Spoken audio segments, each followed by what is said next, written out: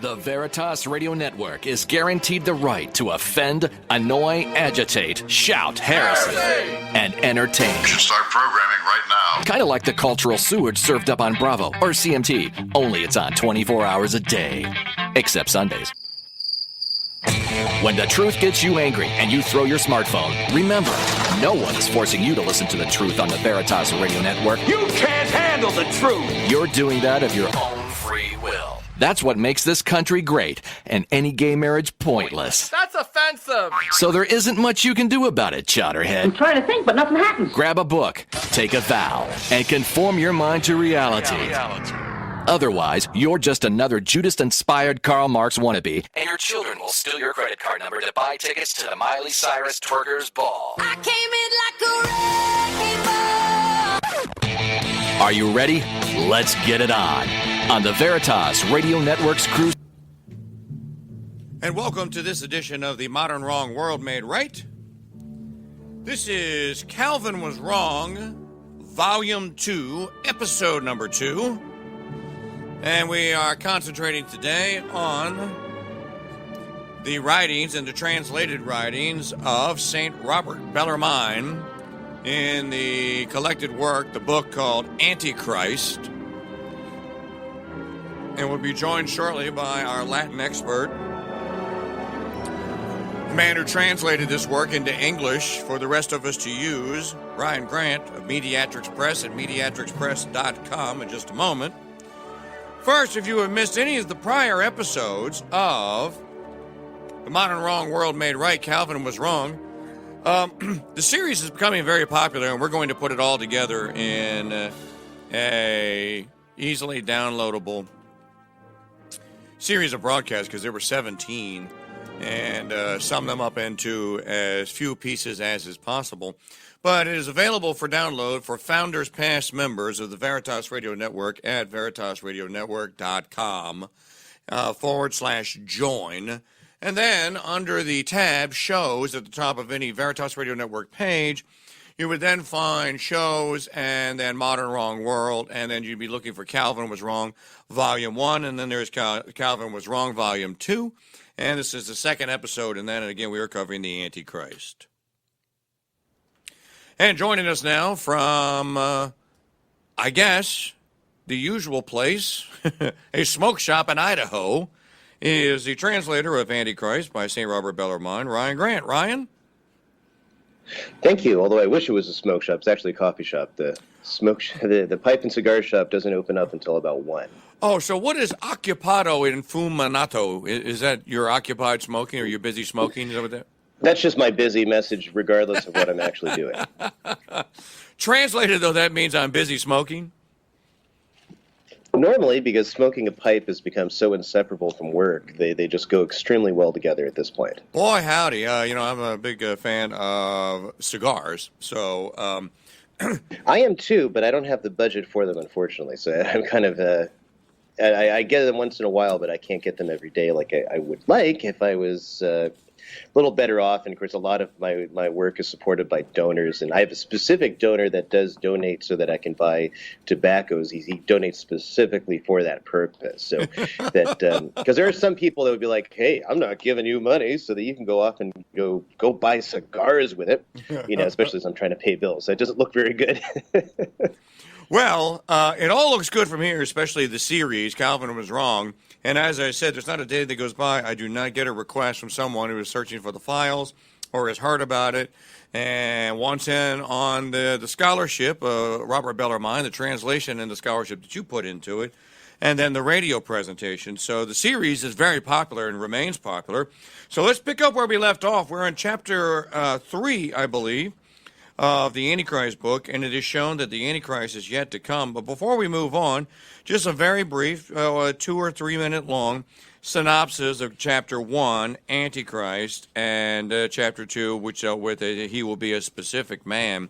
And again, I just love telling the audience here that for all those who like to call people like Ryan and myself, and Ryan is a Roman Catholic, and like Brother Andre, Marie, and David Simpson, papist, and think that that's some sort of a knock that we should carry around and we should be very ashamed of. We respond, of course, that we, even if we disagree with and don't necessarily care for the ramblings of the current Roman pontiff, we do not reject and do not question his authority as head of the church, the one singular church that Christ established.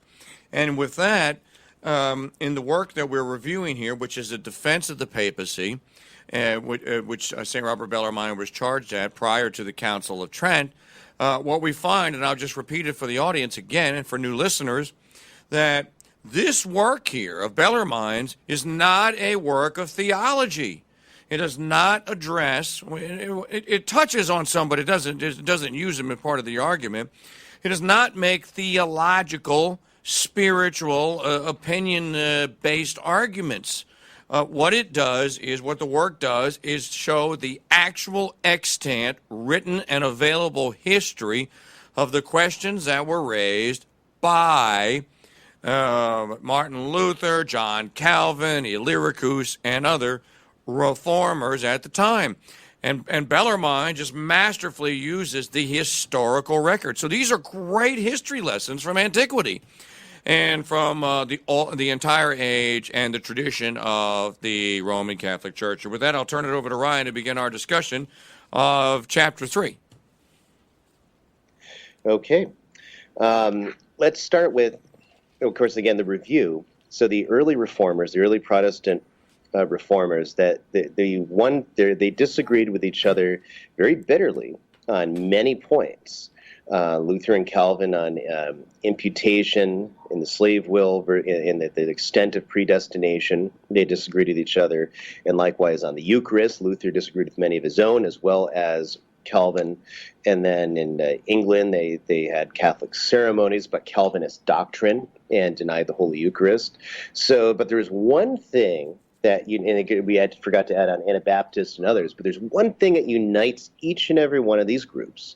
It's that they hold the doctrine that the Pope, the Bishop of Rome, is the Antichrist. And they disagree with themselves exactly on various details about it, but they all agree that he's the Antichrist. And so they are in the now protracted battle of the last days, as they saw it in their time. And it's kind of left over from the early 1500s where, everyone was gripped with end times fever and they believed Antichrist was coming anytime. Now people tended to actually feel that way in the early 1500s. So even the later 1500s, that still kind of hung over to the next generation. So they're in the last war with Antichrist and they're going to fight against him. Okay. Right. So Bellarmine starts then with an examination of the issue. Okay, it's the first one, is listing different opinions and kind of laying out the order and the disputation of the work, and then he goes into the Greek terms and shows how they, refute some of the arguments from the Greek, and just shows how they clearly didn't know. They've gotten this wrong, even based on a Protestant resource, the treasury of the Greek language. He's able to show how the things they were advancing were actually wrong.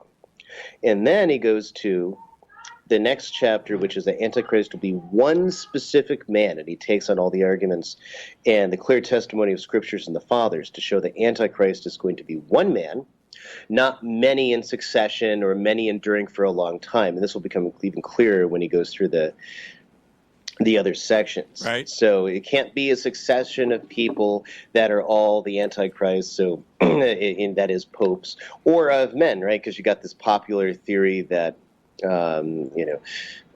Napoleon was an Antichrist, Hitler was the Antichrist. Now Antichrist is going to reign in another person. It's going to be even worse. It just get these weird things and coming out of, or that Antichrist was Nero Caesar, right? And that he's going to rise again from the dead. And, you find weird stuff all around interpreting the book of the Apocalypse and trying to come up with, who, even though Antichrist isn't mentioned in the Apocalypse, still he's referred to. Right. And people are always trying to figure out who he is. So Bellarmine shows it's going to be one guy. It's not going to be all these different people, although there might be forerunners to him, just as, Christ had forerunners in the prophets and such, and through various types and patriarchs. But there will be only one man. Period. And that's pretty much irrefutable by the time he's done with chapter 2. So no, it's not. So certain branches of traditional Catholics that just can't take what happened at Vatican II, and granted, I'm with you. I don't care much for Vatican II either. But There it is. It's but the people who reject it and reject all the current popes, there's certain sedevacantist groups that hold that all the popes since Vatican II were also the Antichrist, which is very amusing in many ways, and also very inaccurate. So anyway, so we've gotten to where Antichrist is just one person. So in chapter 3, it is shown that Antichrist has not come. And actually, this will be the theme for about 5 or 6 chapters. Okay. Where he's going to show that Antichrist could not have come yet, and these are the reasons. Okay. So he says, many false suspicions and errors exist in regard to the third proposition on the time of the coming of Antichrist, both among Catholics and heretics. And whenever he says heretics, by the way, he means Protestants. And the reason he does is because confessional lines haven't been drawn yet. So the Protestants, the early Protestant reformers, are those who left the church. And many of their members have, but they also include people who were raised in Protestant sects and were never formally in the church yet, but the definitions and dividing lines of things hadn't really been drawn out, and they hadn't dealt with the problems yet.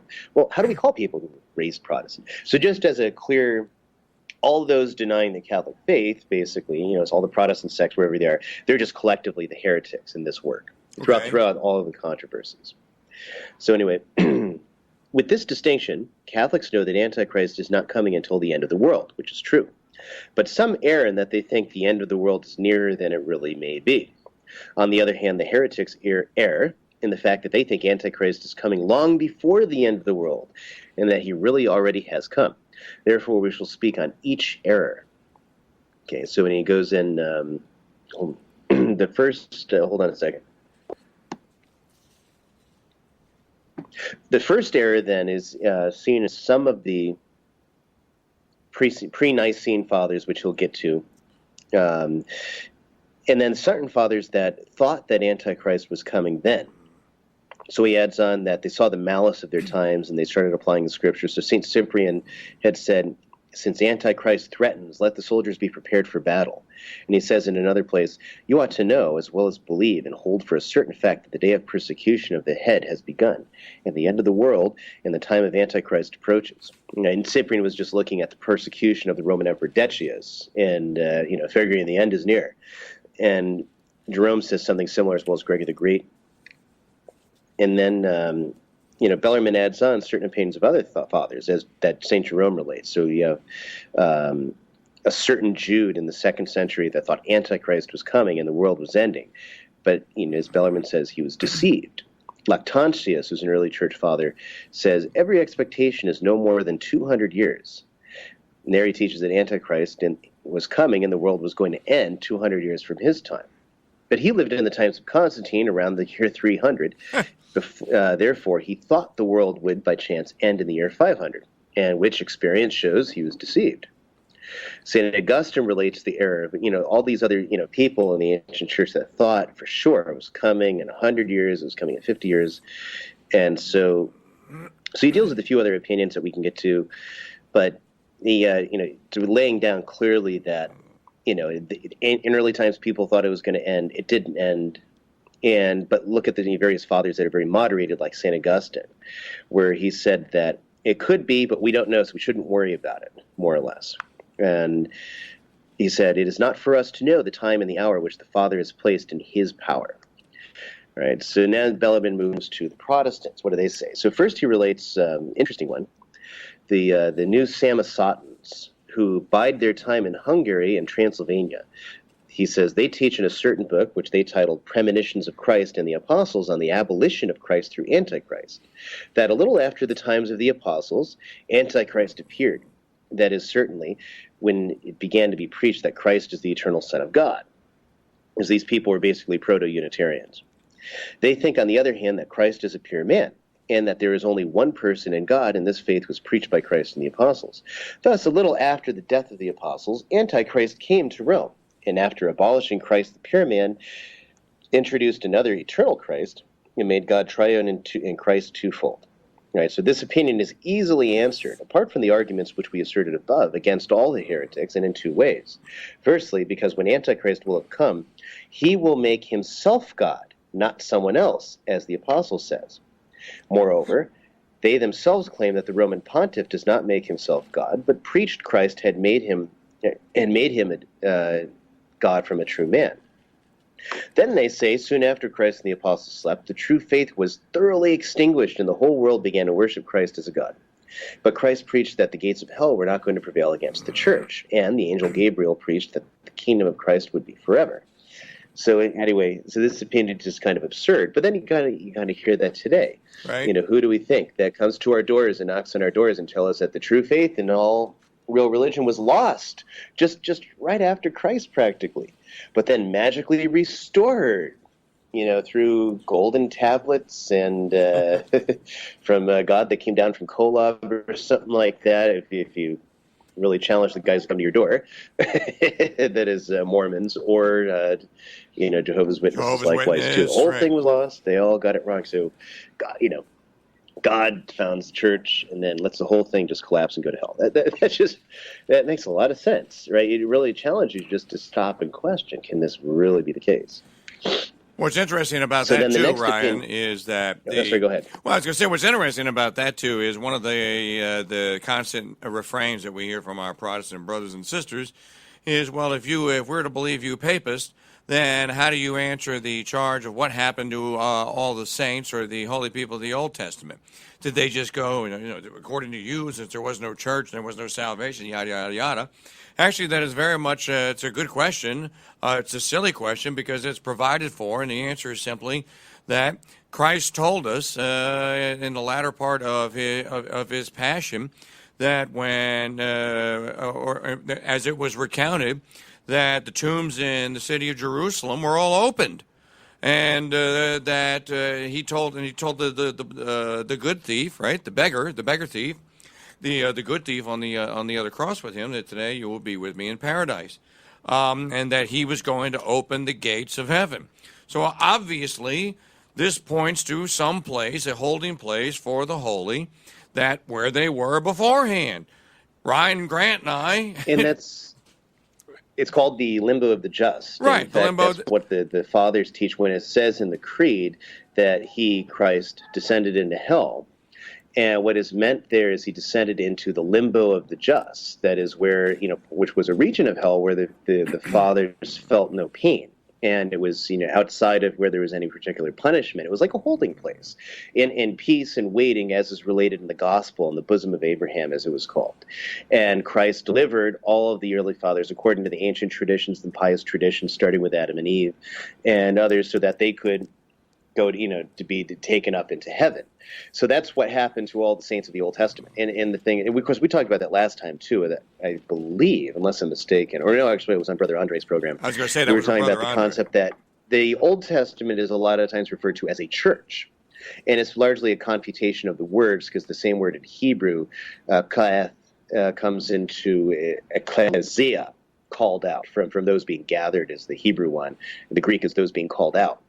To be gathered, and so it means assembly. So in your modern Bibles where you see the word assembly, older Bibles, including the King James, used to have the word church, right? Because that's what the Greek used in the Old Testament, Septuagint. So the Old Testament is a sense of church. It's just not a sense of the church in the New Testament.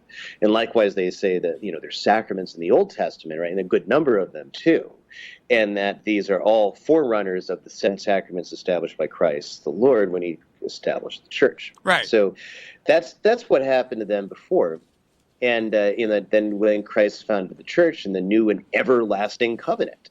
Well, how is it new and everlasting? The whole thing's overturned in the 2nd century. Well, Ryan, you're breaking up here for just a second. And when we get to Calvin, Lutheran, Illyricus, sorry, and he teaches. This is the Modern Wrong World Made Right. This is Calvin Was Wrong, volume number 2, episode number 2. We're joined by Ryan Grant, our Latinist, who translated the work of the AntiChrist. It's written by St. Robert Bellarmine, the answer to the Protestant reformers of the early and middle part of the 16th century, claiming that the Pope and that the succession of popes, or the bishops of Rome, were all Antichrist. If you missed any or part of any of these episodes, you can get all of them at the Veritas Radio Network website. Go to veritasradionetwork.com. And if you'd like to join or have streaming download access to all 18 episodes of The Modern Wrong World Made Right. Calvin Was Wrong, Volume 1, and now Volume 2. You'll need a Founder's Pass, and you can sign up by the month or by the day for as little as 23 cents per day. And during the month of July, sign up for a yearly Founder's Pass, and we will send to you free, don't cost nothing, an autographed copy by the editor that's yours truly of Humility of Heart from Padre Gaetano Maria de Bergamo, the best book ever written on the subject of humility.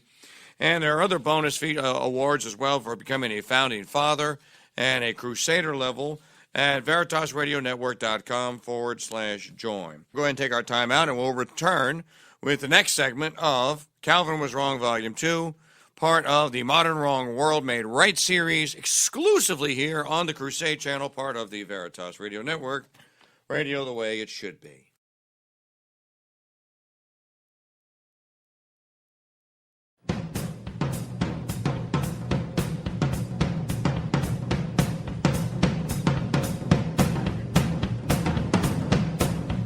Welcome back. It's The Modern Wrong World Made Right. Calvin Was Wrong, Volume 2, Episode 2. We are studying the book called AntiChrist, written by St. Robert Bellarmine, translated by Ryan Grant of Mediatrix Press. If you'd like a copy of The Controversy on the Roman Pontiff, Volume 1 and 2, we have it in the Founders Trading Post at mikechurch.com. If you'd like a copy of the Antichrist book, we have it in the Founders Trading Post as well at mikechurch.com/shop. And of course, all the works that we discuss that are translated by or published by Ryan Grant and Mediatrix Press are available at Mediatrix Press website. That's Mediatrix, Mediatrix, press.com. All right, back to the Antichrist discussion here. I think we have Ryan back. Our connection is reestablished and secure. And we'll pick up where we left off. I believe you were getting into when we started to break up. The second opinion is of the Lutheran Illyricus, who teaches in his third catalog that Antichrist came when the Roman Empire fell into ruin. And you can pick it up from there, Ryan. So Illyricus, remember, he's the writer of this whole history, the centuries of Magdeburg. And so his opinion was that when the empire fell, Antichrist was somehow animated and then informed in the womb of his mother around the year 500 and was somehow born in the year 606. How this works, I don't know, but this is what Illyricus was teaching because he's trying to work the dates, right? And then 606 is the year when he says the Greek emperor, the Byzantine emperor Phocas, conceded the Roman pontiff that he could be called head of the whole church, right? Now, he's just giving that because that's what Illyricus teaches. He'll refute that, too. That's not the case either. But anyway, so he says that Illyricus gathers these numbers from Apocalypse 11. Where the Apocalypse, remember, the book of Revelation, where it said that the time of Antichrist would be 1,260 days. Right? So Illyricus would have that the days are taken as a year.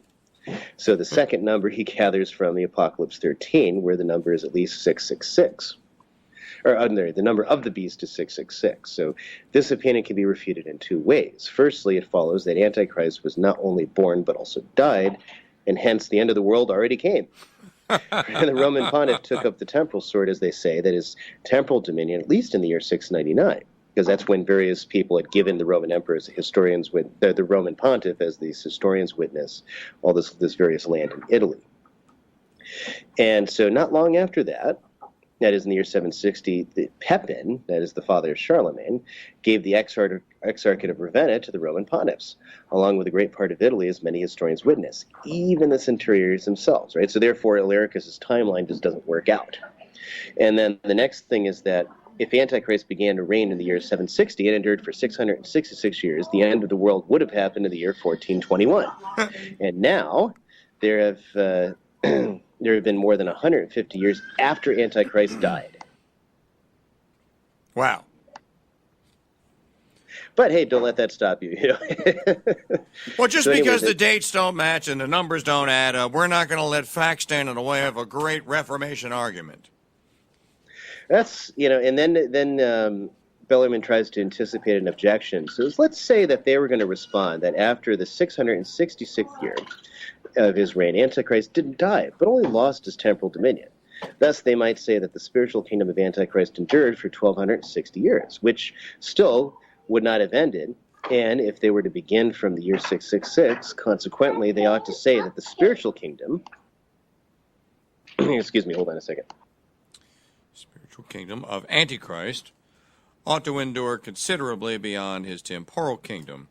But that is certainly absurd and against all authors, and besides, it at least follows that the popes ought to have lost their temporal dominion 200 years ago, which is opposed to the obvious fact. That's right, and it continues in some other places too. The room got kind of noisy here. Hold on a second. I hear that. Secondly, I don't own the place, so I can't kick anybody out. Well, I can pick up here. Secondly, the same error can be refuted because it follows from the area or from the error of the centuriators who thought they discovered exactly when the world will end, which is against the words of the Lord in Acts 1 and Matthew 24. What should follow is clear, since if they know that Antichrist began to reign with the spiritual sword in the year 606, they know that he was going to reign only 1,260 years. And then the Lord is going to come to judge right after, as they gather from Paul in 2 Thessalonians 2. Therefore, they know the last judgment is going to be in the year 1466. But if they do not know this, they are compelled also to not know whether Antichrist has come. So these dates, if you're noticing, all these dates have already expired. In other words, the dates for the coming and the leaving of Antichrist have already occurred. So they're making an argument about something that is if I'm reading this correctly, that has already happened and is no longer in effect. And we'll see if we can bring Ryan back on. That's now. Right. That's right. So it's one of these issues where they make these claims, but they don't take the time to investigate what that exactly comes to and what it really means. Because it's just, well, we know the Roman Pontiff's the Antichrist, so let's just keep going and make this claim. And so that's what they do. And then there's that other claim that the Byzantine Emperor Phocas had given the Pope universal power. But that's not true either, as he shows that, the title of universal to the Pope was given much earlier. Justinian had already addressed the Pope in this way, that is in his letter to Pope John II, and before the Council of Chalcedon had done as much for Pope Leo I. So that, therefore, there's just no reason to place the coming of Antichrist in the time of the Emperor Phocas. And, not to mention that the popes had even used this term in primacy, as we saw in the other parts of this book, were, clearly taught by the fathers much earlier than this Eastern Roman emperor. Let's skip to Luther. So the fourth opinion is Luther. Okay. It is where he computes the time, and he places two arrivals of Antichrist. So one is with the spiritual sword, after the year 600, when Phocas called the Roman pontiff the head of all churches, right? So we already saw that. He also says that Pope Gregory was the last Roman pontiff. The second is when he arrives with the temporal sword after the year 1000, right? That year 1000 is important because in the book of the Apocalypse, it says he'll be released for 1,000 years. And so there's always this question of interpreting the 1,000 years. What does the 1,000 years mean? So does it mean in the year 1000, Antichrist is unleashed? Does it mean, something in the time in the Old Testament? Does it mean something? And of course, the Protestant commentaries even today are all over the map. The Catholic position in the Fathers is that the 1,000 years in the book of the Apocalypse represents the last stage of the church, right? So it's not 1,000 literal years, it's 1,000 figurative years. Got it.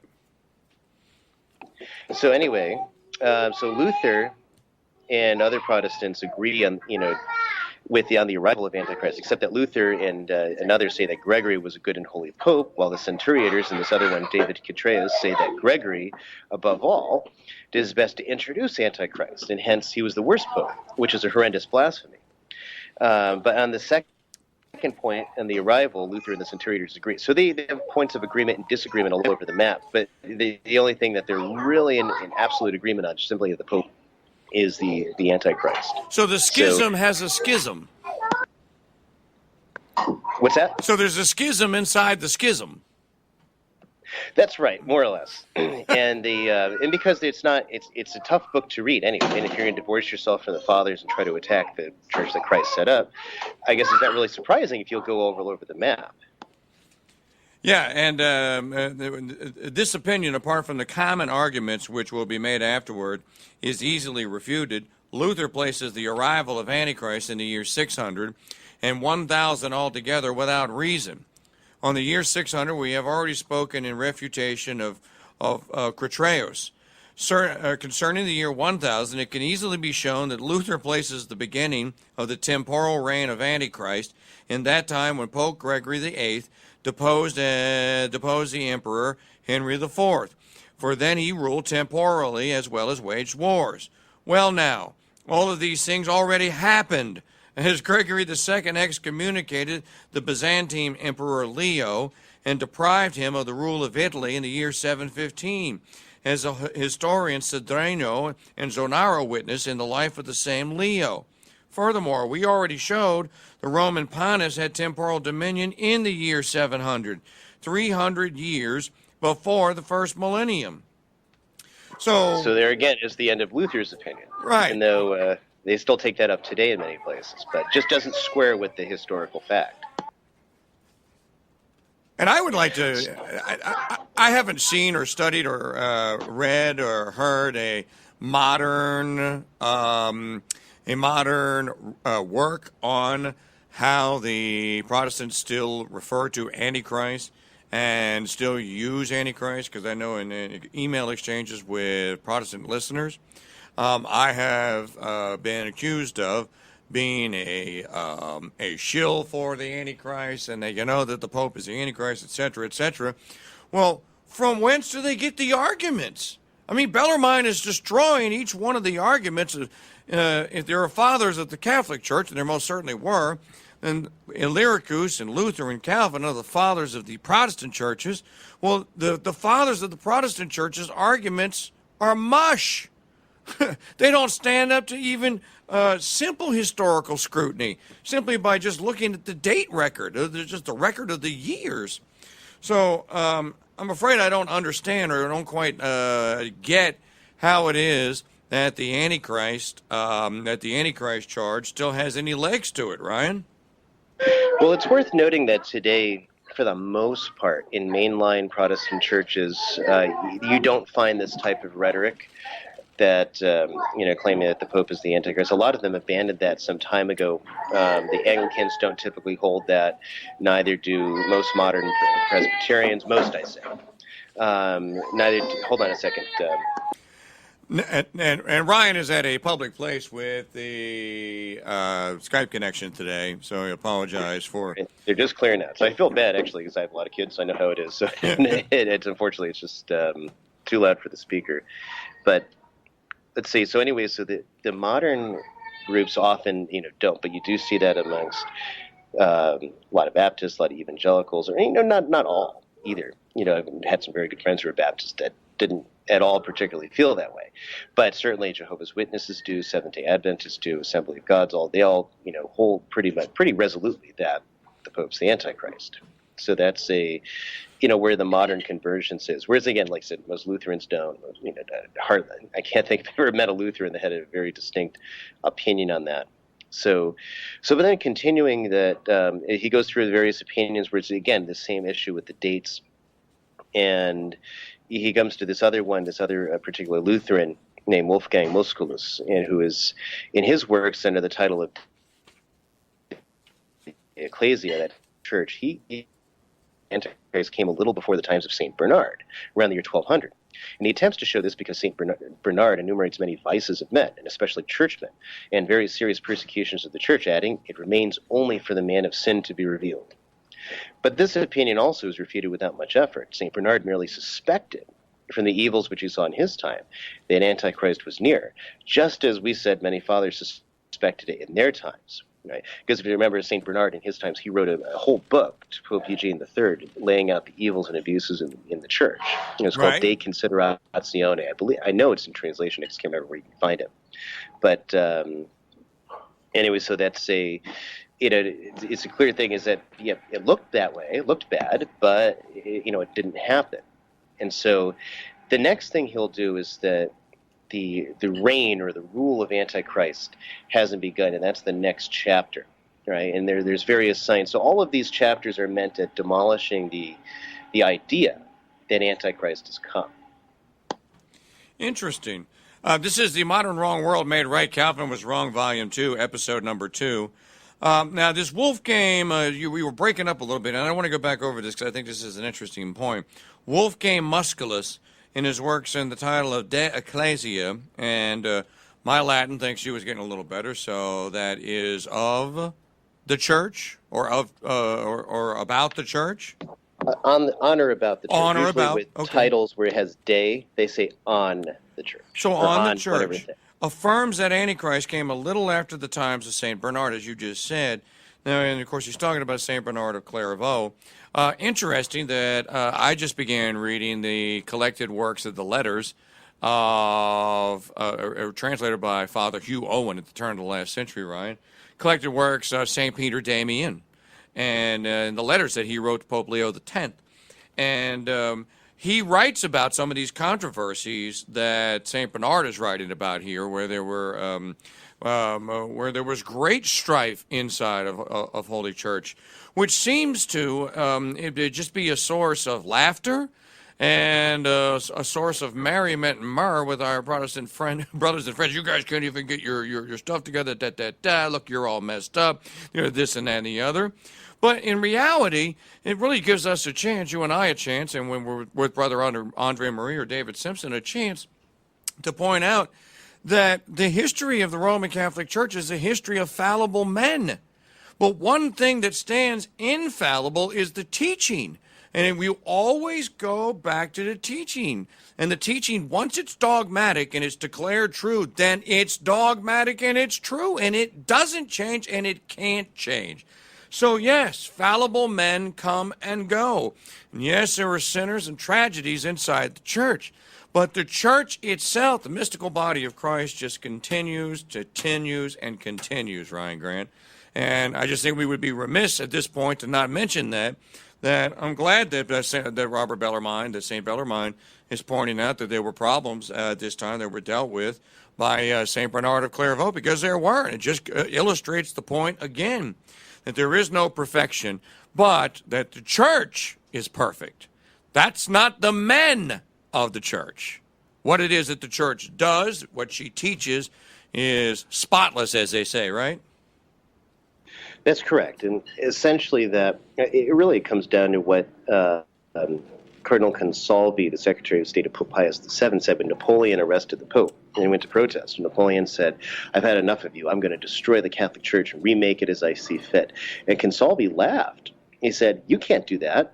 Even we haven't been able to do that." You can't do that to our pledges. Only we can do that to our pledges, they said in Animal House. Right.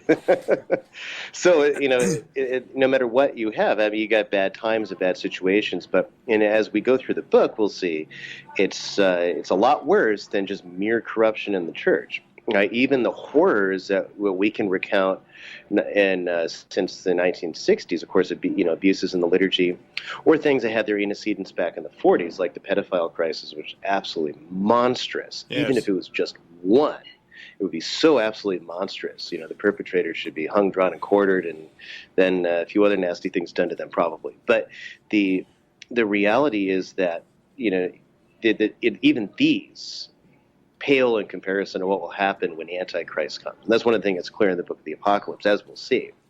So we come to the next... Chapter 4. Chapter 4. The rule of Antichrist has not yet begun. So Bellarmine lays down in this chapter, certain 6 signs that the reign of Antichrist hasn't begun.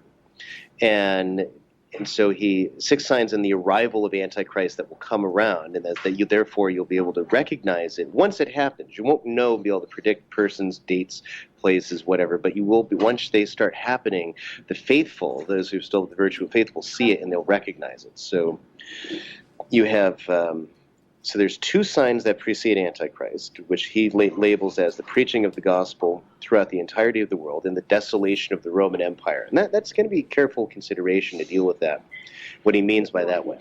So then there's two signs that will accompany Antichrist's arrival, and that's the preaching of Enoch and Elijah and a great and remarkable persecution, so much that public religion would altogether cease.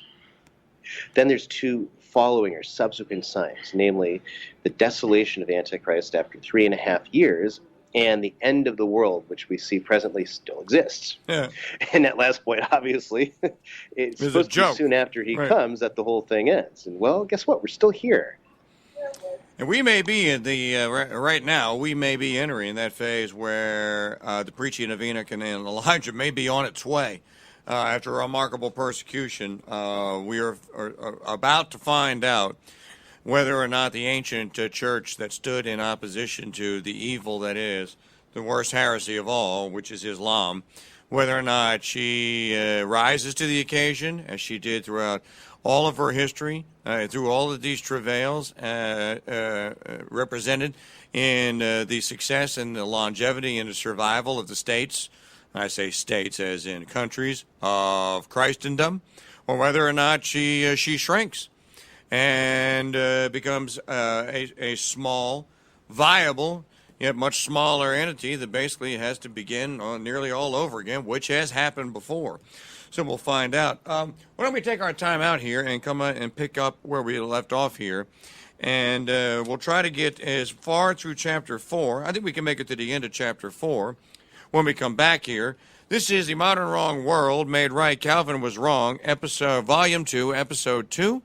And we will return with much more here on the Crusade Channel, part of the Veritas Radio Network, radio the way it should be.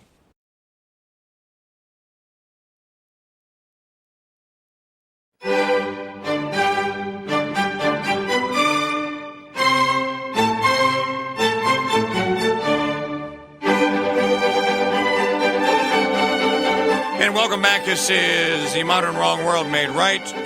Calvin Was Wrong, volume number 2, episode number 2. Remember, if you missed any of the previous entire Modern Wrong World Made Right, Calvin Was Wrong, volume 1 in 17 parts, you can get it at VeritasRadioNetwork.com. You'll need a Founders Pass membership to do so. You can sign up by the month or by the year at VeritasRadioNetwork.com/join. And now we are in our second volume of the Calvin Was Wrong series, and we are with our Latin expert and the translator of the AntiChrist book by St. Robert Bellarmine, and that is Ryan Grant, who is the proprietor of Mediatrix Press. And you can find all these works. If you can't find them in the Founders Trade and Post at MikeChurch.com, you can find them at MediatrixPress.com. So we begin now, chapter 4 rather, on the Antichrist, which is the first proof. The rule of Antichrist has not yet begun. And it's where St. Bellarmine picks up the conversation here to prove that, well, if the dates given by Luther and Illyricus and Calvin and others, if they are correct for the beginning of the reign of Antichrist, then we would be in, or they would have been in the rule and the reign of Antichrist. And as we're about to learn, that's not the case. Ryan Grant is our Latin translator who translated the work and is still working on translating all of the work of St. Robert Bellarmine, but he completed the work on the Antichrist. Ryan, we'll pick it up from there. Okay. And actually, if I can mention it here, I just completed, and I'm getting ready to get into print, St. Robert Bellarmine's Catechism, which is written in a dialogue format. So it's beyond the normal stuff in that time. What's this? This is this. How many sacraments are there? There's 7. This is actually a very deep kind of discussion between a teacher and a student. And it will have a foreword by Bishop Athanasius Schneider, who very graciously granted that for us. So that you can look for that in the next. It's actually up for pre-order on the website right now. Okay. Yes, so we go to MediatrixPress.com, and you can pre-order that book there. It's great. I look forward to that. Thank you. I'll get you a copy. Appreciate it. So anyway, let's look at, and then it was, we just mentioned last time, then there's the signs preceding Antichrist, there are times that will accompany him, and then there will be ones that happen after. And all of these prove, essentially, that the Pope is not the Antichrist. The first one he takes up is, The first sign preceding Antichrist is that the Scriptures witness the whole world. The gospel must be preached in the whole world before that last persecution will come, with the one that's going to be begun by Antichrist. And so the fact that this has to happen before the arrival of Antichrist can be proved by this reason. Because in the time of Antichrist, the cruelty of the last persecution will impede all public exercise of the true religion. Yet, since our adversaries do not admit this reasoning, nor is it now the time to deduce from their own principles, we'll prove it from the testimony of the fathers, right? So then he goes through various fathers, St. Hilary, St. Cyril, St. John Damascene, that all teach with St. Hilary, the gospel of the kingdom will be preached in the whole world, and then the consummation, that is the end, will come. Okay? So clearly it's going to happen first, but it hasn't happened yet. Right? And so Bellarmine gives the historic examples of conversions of various peoples, especially that, like, even, comparing it to when the Protestants say that Antichrist has already come. So in the year 600 or 700, where Luther and most of them kind of tend to place it, well, not all the peoples in Europe had even preached the gospel yet. There were still the Poles, the Moravians, and other people in Eastern Europe, and then, of course, eventually the Kiev and Rus and others that still hadn't received the gospel. So obviously Antichrist couldn't have come in that time. And then he adds on that even in their own time, it hasn't been preached in the whole world. And of course, Bellarmine's going to be keenly aware of this, because one of the most famous members of his own order, the Jesuits, was St. Francis Xavier, who had gone all throughout the East, converting people to the true faith, all throughout all these places that no man had ever walked before, right? With charity, with truth, fixing a lot of the evils that the Portuguese were bringing into the East, baptizing people or giving instruction to people who can kind of get this drive-through baptism and everything. And he's read all these letters. And, this is, constant reading, or also be read in table and whatnot in the society. So Bellarmine would have known pretty much everything about his life and all the things that had happened there. It was clear that Francis Xavier didn't, preach the gospel everywhere. They hadn't even penetrated China yet, but they knew it existed. So there's simply no way that the gospel isn't preached in the whole world, right? And that, that's obviously a clear sign that if that's the case, then, well, the Antichrist can't come. So he takes up the objection that maybe Scripture, when it says the gospel must be preached in the whole world, does not speak absolutely, but just perceives the whole for a part as a figure of speech. Just as in Luke 2, when it said that an edict went out from Caesar Augustus that the whole world should be counted. Otherwise, what St. Paul says would be false, that already in this time the sound of the apostles has gone out through all the earth, as well as what he says in Colossians, the truth of the gospel, which has been arrived even to you, just as it bears fruit and increases in the whole world, which has been preached to every creature which is under heaven. Right, so Bellarmine answers this, without a doubt, it is not through a figure that the gospel ought to be preached in churches constituted, but properly and absolutely in the whole world, that is, in every nation. In the first place, St. Augustine expressly teaches this, as well as the other fathers we have cited, such as Origen and Jerome, in their commentaries on Matthew 24. Next, it can be proved by three reasons. Christ said preaching in the whole world is a sign of the consummation of the age. And he adds, and then the consummation will come. But if this is not properly, but synecdochally, the gospel ought to be preached in the whole world, it avails to nothing as a sign. For in the first 20 years, the gospel was preached by the apostles in the whole world. Secondly, as Augustine reasons, all nations were properly promised to Christ. All nations will serve him. Christ generally died for all, and as a result, as related in the Apocalypse 7, the elect will be described as being from all nations, peoples, tribes, and tongues. Therefore, even preaching properly ought to be general. For that reason, in Matthew 24, it said that the gospel must be preached in the whole world in testimony to all nations, that is, lest any nation could be excused in the day of judgment for its infidelity on account of ignorance. So before the general judgment, general preaching must proceed. Okay, and so and there's other arguments to that effect, but essentially, yes. So you can't have the Antichrist come until the whole world has had the gospel preached to it, which certainly in his time, had not happened. Okay. So then the next sign, which we'll take up, I guess, the next time, is then the desolation of the Roman Empire, and that's actually a complicated thing for working out exactly what he means there. So then chapter 4 ends with, lastly, add that it is not absurd were we to concede the Lord spoke properly, but the apostle figuratively, whereby we would be compelled to take the words of the Lord in their own meaning. They do not have the same force if they were to be accommodated to the words of St. Paul, especially when the Lord spoke on the future, while Paul spoke on the past. So, Right. So is the conclusion here then that the apostles did spread the gospel to the entire world?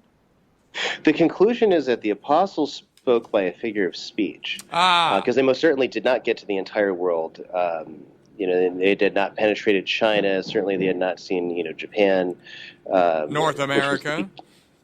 They hadn't seen all these deep parts of Russia or Denmark and other places. But it's a figure of speech, right? That now the whole world is basically prepared. Whereas Christ spoke literally about what you will do to the whole, teach all nations. So it is a command to conquer all nations, but with the peace of the gospel, not with the sword, as certain other religions have it. Right. So then we'll pick up next week with chapter 5, as you said, on the desolation, the second proof, the desolation of the Roman Empire. So I guess this is one of the reasons why they tried to fixate it on or in the 6th century or so, when Constantine consecrated the Roman Empire to the church as some sort of a starting place, right? Well, that's the 4th century where that claim was made with Constantine, but they say one of his successors, the Emperor Phocas, had done it. And so because it's in the year 600, of course, that's got the significance. It's got the 6 in it, right? That's, of course, Bellarmine will take that up in chapter 11, that whole question of what does 666 mean? What is that? And then now, of course, I have an alternative answer to that, too. But we'll get into that when we get there. All right, sounds good. If you missed any of our prior episodes of the Modern Wrong World Made Right, Calvin Was Wrong, episode number 1, or 2 rather, through 17. They're available at VeritasRadioNetwork.com, and you can find them there in downloadable or streaming form. And they're easy to stream and easy to download, but you'll need a Founders Pass membership. Please consider purchasing one today at VeritasRadioNetwork.com/join. If you're interested in great reading material, you won't find a better bookstore than MediatrixPress.com. It's MEDIATRIX Press.com. And the Mediatrix Press, of course, run by Ryan Grant, and he continues translating great old works from Latin into English for us to read. Find all of them at MediatrixPress.com. Until we see you next time here on the next episode of The Modern Wrong World Made Right, this is Mike Church for Ryan Grant saying so long from the Crusade Channel, part of the Veritas Radio Network. May God bless you and Mary keep you.